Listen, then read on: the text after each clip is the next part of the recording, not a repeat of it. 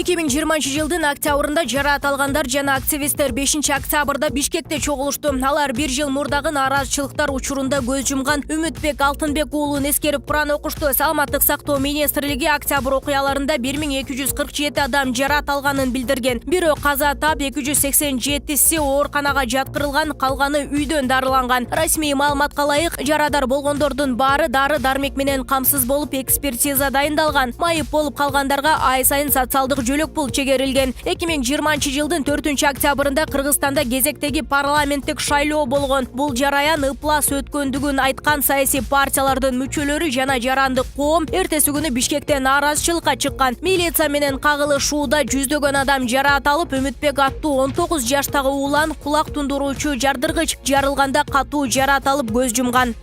Мамлекет башчы Садыр Жапаров 2020 жылдагы октябрь окуяларынын 1 жылдыгына карата кыргызстандыктарга кайрылуу жасады. Өлкө башчы төңкөрүш учурунда көз жумган Үмүтбектин жакындарына көңүл айтып, жабыркагандардын туугандарына таазим эткен. Кайрылуусунда ал октябрь окуяларынан кийин абалдан чыгуу, элдин социалдык экономикалык муктаждыктарын ыраатка салып кетүү оңойго турбагандыгын айтты. Мамлекетте тынчтыкты жана стабилдүүлүктү сактап калуу үчүн тез аранын ичинде тийиштүү чараларды көрүүгө туура келди. Чукул арада өлкөбүздөгү абалды мыйзамдуу жол менен турукташтырып, стабилдүүлүктү сактап кала алдык. Элдин талабы боюнча мурдагы бийлик отставкага кетти жана жаңы өкмөт түзүлдү. Бул жалпы Кыргызстандын элинин жеңиши болду деп жазылат кайрылууда. Жапаров элди бийлик кыска мезгил ичинде өлкөдө саясий жана социалдык туруктуулукту калыбына келтиргенин белгилеген. Өлкө башчы Кыргызстандын гүлдөгөн мамлекет болууга бардык жагынан мүмкүнчүлүктөрү бар экенин айтып, көп булуттуу Кыргыз элине ынтымак каалап өткөн.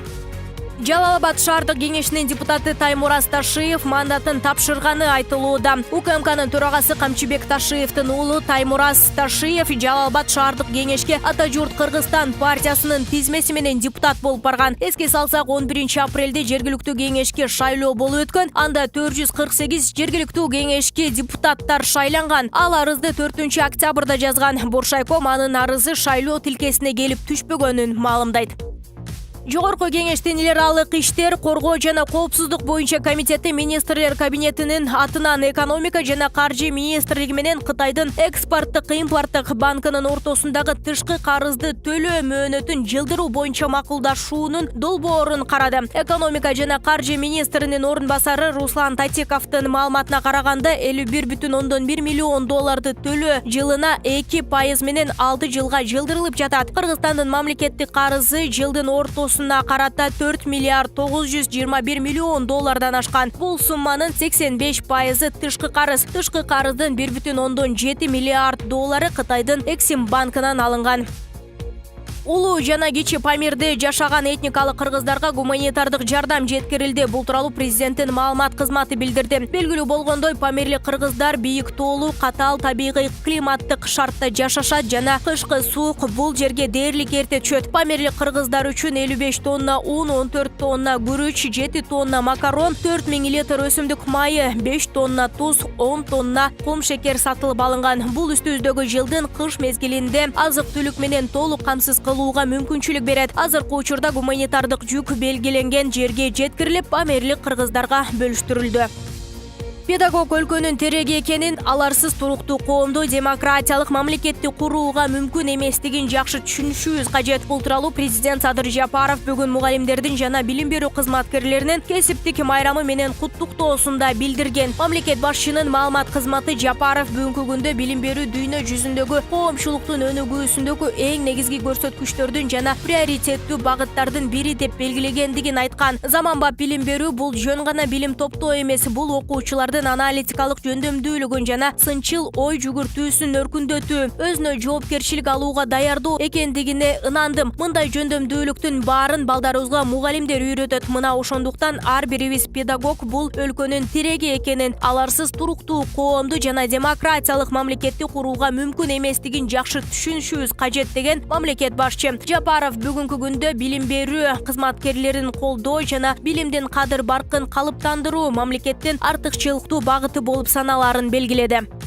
Кыргызстандын экинчи Борбор калаасы 3021 жылдыгын белгилеп жатат. Ош шаарынын күнүнө карата өткөрүлүп жаткан иш-чараларга катышуу үчүн коңшу мамлекет Казакстан жана Өзбекстандан коноктор келген. Кылым карыткан Ош шаарынын жашына арналган салтанатта шаардагы бардык мекеме ишкана кызматкерлери жетекчилери менен биргеликте жөө жүрүш парадынан өтүштү. Ал эми бул салтанатка күбө болуу үчүн Ош шаарынын тургундары да бар. Аталган салтанат бүгүн кечки гала концерт менен уланат. Ага Орусиянын белгилүү ырчысы Динамит группасынын экс-солисти Илья Зуден, Өзбекстан Республикасынын ырчы айымы Севинч Муменова, Кыргызстандын белгилүү эстрада жылдыздары Бактияр Токторов, Гүлжигит Сатыбеков, Нурлан Насип жана Ош шаарынын маданият башкармалыгынын чыгармачыл топтору катышат. Ош шаарынын күнүн белгилөөгө жалпы болуп 1 миллион 100 миң сом акча каражаты бөлүнгөн. Ал эми салтанаттын кечки бөлүгүндө атылуучу фейерверк жана чет элдик жылдыздардын төлөмү демөөрчүлөрдүн колдоосу менен алынып келингени айтылууда.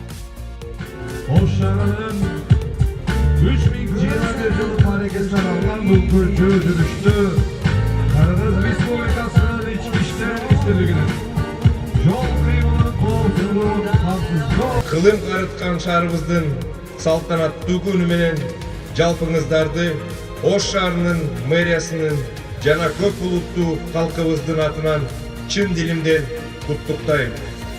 Шаар күнү биз үчүн жөн гана катардагы күн эмес. Бул күн 30 кылымдан ашык бай тарыхы шаардын дал ортосунан орун алган. ЮНЕСКОнун баалуулуктарын толуктаган Сулайман тоосу бар. Шаардык аралап аккан керемет Ак Буура дарыясы бар. Жаратман жана ынтымак эли бар.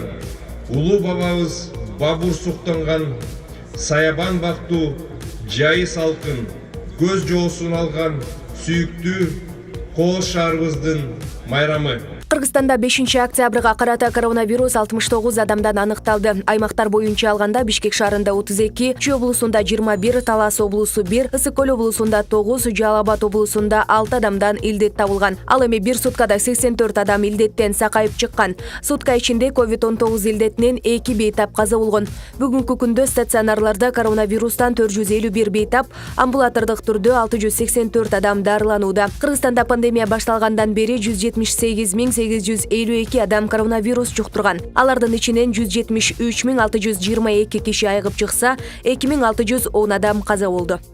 Токмок шаардык прокуратурасы тарабынан Токмок шаардык жалпы дарыгерлик практика борборунда жүргүзүлгөн текшерүүнүн жыйынтыгы менен мамлекетке 2.502.885 сом зыян келтирилгендиги аныкталды. Тактап айтканда 2020 жылы аталган медициналык мекеменин кызматкерлери жасалма эмгек келишимдерди түзүү менен айрым административдик башкаруу кызматкерлерине эмгек акы, сыйакы жана башка төлөм түрүндө мыйзамсыз жол менен 2.133.615 сом төлөөлөрдү жүргүзгөн. Ошондой эле алар бланкалык продукцияларды жана күйүүчү, майлоочу материалдарды сатып алуу боюнча жасалма документтерди түзүү менен 369.270 сом акча каражатын ыйгарып алышкан. Жогорудагы фактылар боюнча материалдар Кылмыш жаза кодексинин 320 беренеси менен кылмыштардын жана жоруктардын бирдиктүү реестрине катталып, сотко чейинки өндүрүш иштери башталды.